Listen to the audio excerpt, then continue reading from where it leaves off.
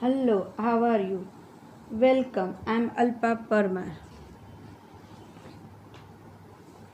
Our topic is conductance of electrolyte solution. आज हम conductance of electrolyte solution को पढ़ेंगे, पर उससे पहले ये सब पढ़ने से पहले इसको समझने से पहले हम कुछ जो टर्म है उसको डिफाइन करते हैं। सबसे पहले है रेजिस्टेंस। हम रेजिस्टेंस के बारे में जानते हैं। रेजिस्टेंस को हम आर से डिफाइन करते हैं, नोन इज आर कहते हैं, और इसको विस्टन ब्रिज से मेज़र करते हैं। विस्टन ब्रिज से मेज़र तो फिजिक्स में 11th में भी आ गया, विस्टन ब्रिज से उसको मेज़र करते हैं। और उसका ऐसा यूनिट है किलोग्राम मीटर स्क्वायर या तो S³ एक स्क्वायर। ये है विस्टन ब्रिज से उसको फाइंड करते हैं। तो आर है वो किसके ऊपर डिपेंड है? तो आर है वो एल और ए के ऊपर डिपेंड है। एल और आर मतलब आर जो रेजिस्टेंस है वो लेंथ, जो भी हम वायर या कुछ भी ले रहे उसकी लेंथ पे डिपेंड करते हैं और उसके एरियाज पे डिपेंड करते हैं। So electrical resistance of any object is directly proportional to its length. Length के साथ जितनी लेंथ होगी उससे इतनी ज़्यादा होगी। लेंथ लंबी होगी तो रेजिस्टेंस ज़्यादा होगा, और inversely proportional to area. Area ज़्यादा है तो रेजिस्टेंस कम होगा। सो हम इसको इस तरह से लिख सकते हैं, R is proportional to L upon A. The electrical resistance R of any object is directly proportional to its length and inversely proportional to its area of cross section A। तो हम L मतलब length, A area और R resistance. So R equal to L upon A. R equal to rho, हमने ये proportional to निकाल दिया, उसकी जगह एक कांस्टेंट रख दिया rho. This is rho, L upon A. Rho, what is rho? Rho is resistivity और इस यूनिट इज ओम मीटर्स या ओम सेंटीमीटर्स रेजिस्टिविटी की। सो हम जानते हैं कि जितना रेजिस्टेंस ज़्यादा होगा हमारा कंडक्टेंस कम होगा। ये भी हम जानते हैं कि जितना रेजिस्टेंस ज़्यादा होगा हमारा कंडक्टेंस कम होगा। तो दोनों एक दूसरे के ऑपोजिट है। मान लो यहाँ पे मैंने जो रेजिस्टेंस की जो ये डेफिनेशन दी है, तो इसको हम मान लो कि 1 ओम कैसे मिलता है, मतलब कि रेजिस्टेंस 1 कैसे होता है। तो एरिया अगर हम 1 मीटर ले ले, सॉरी लेंथ हम 1 मीटर ले ले, एरिया 1 मीटर स्क्वायर लेंगे, तो उसका रेजिस्टेंस की वैल्यू भी हमें 1 मिलेगी। So 1 ohm metre equal to 100 ohm metre. So 1 centimetre का 0.0 ओम मीटर स्क्वायर। जो ये रेजिस्टिविटी की वैल्यू ये मिलेगी हमें।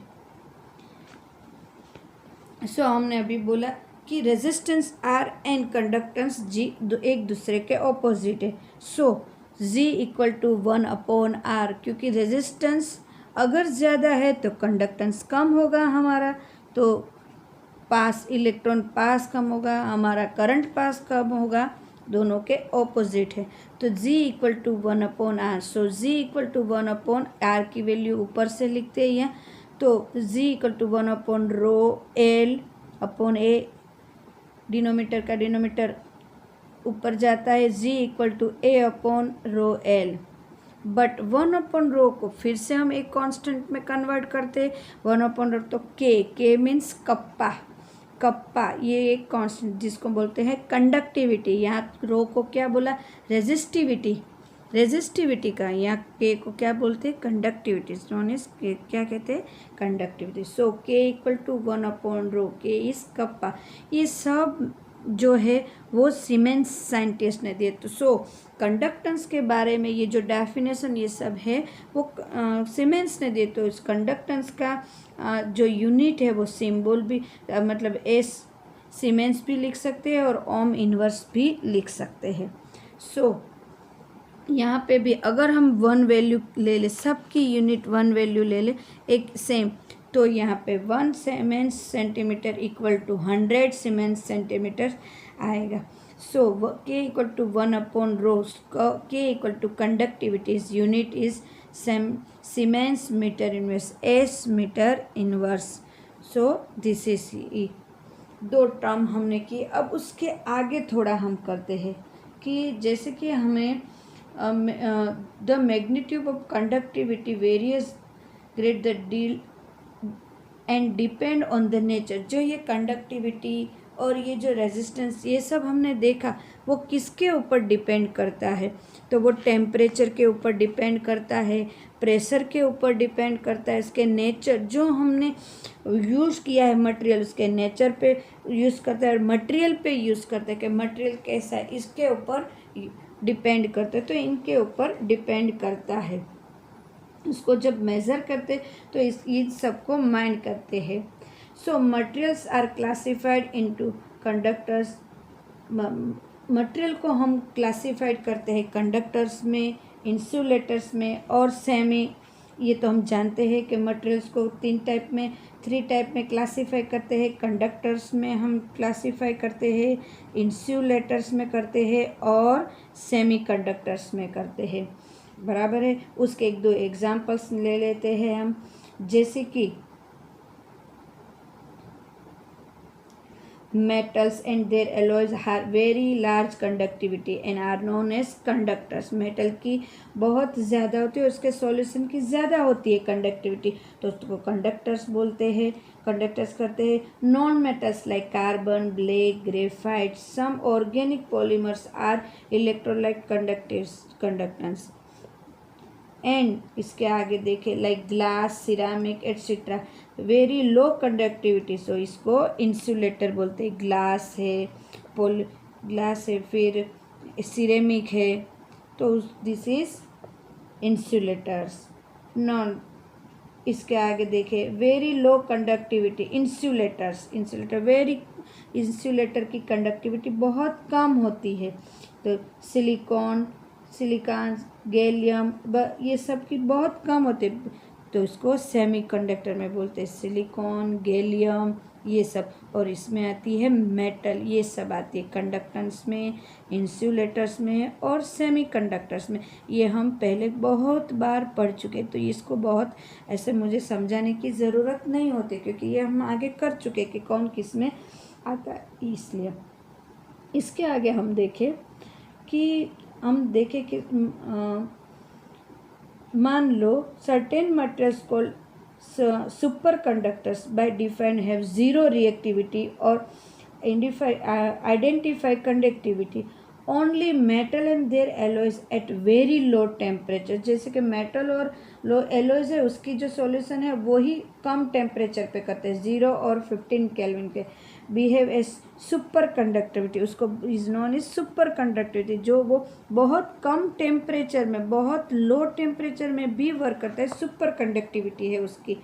तो जो ये कंडक्टिविटी है हमारी सुपर कंडक्टिविटी है, या तो जो कंडक्टेंस है हमारा किसके ऊपर डिपेंड करता है, तो इलेक्ट्रॉन कंडक्टेंस डिपेंड किस के ऊपर डिपेंड करता है। हमने डिफाइन तो कर दिया कि 3 टाइप मटेरियल हमारे पास है, और 3 टाइप मटेरियल में भी ऐसा कौन सा मटेरियल होना चाहिए हमारे पास कि जिसके ऊपर ये कंडक्टिविटी या कंडक्टेंस है वो डिपेंड करता है।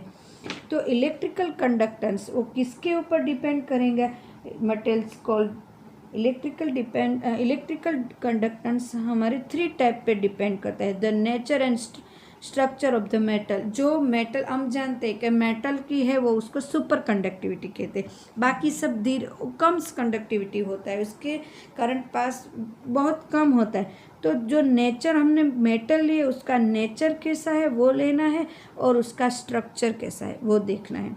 The number of valence electron पर एटम पर यूनिट, जैसे कि Zn+2 है, Ag+1 है, तो उसका ये वैलेंस इलेक्ट्रॉन कितना है, मतलब करंट पास करता है तब इसका इलेक्ट्रॉन कितना बैलेंस होता है, 1 2 3, तो इसके नंबर ऑफ इलेक्ट्रॉन्स पर डिपेंड करते हैं।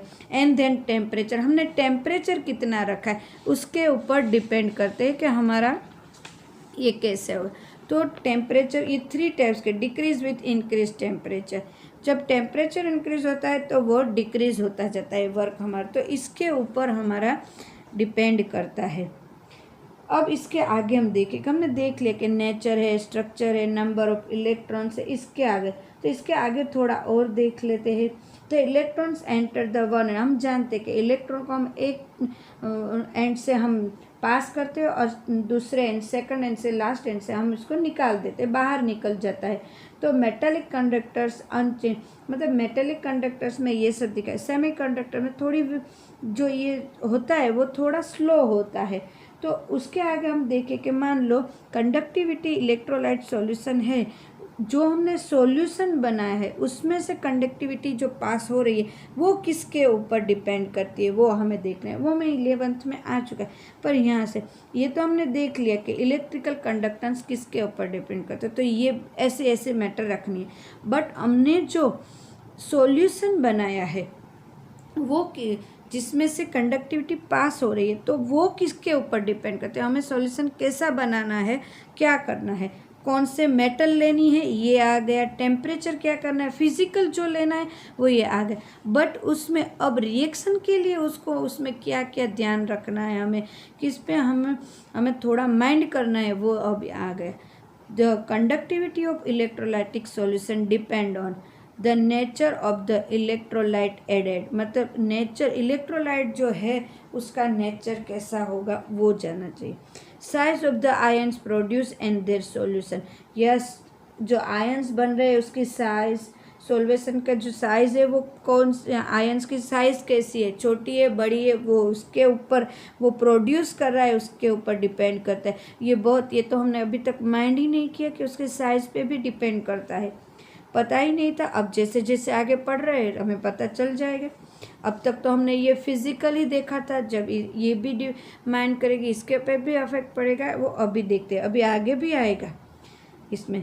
The nature of the solvent and it's viscosity, yes इसके विस्कोसिटी और सॉल्वेंट के नेचर पे भी वो अफेक्ट करता है, उसको ध्यान रखना है।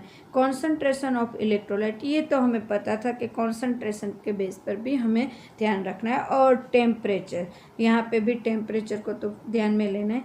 तो जो हमारा इलेक्ट्रॉन, जो हमारा करंट पास हो रहा है जो सॉल्यूशन में, तब हमें इस जो मैंने सॉल्यूशन बनाया है वो इसके ऊपर डिपेंड करता है कि हमने कैसा सॉल्यूशन बनाया। सॉल्यूशन में ये सब कंडीशन है तो हमारी कंडक्टिविटी बहुत ज़्यादा होगी।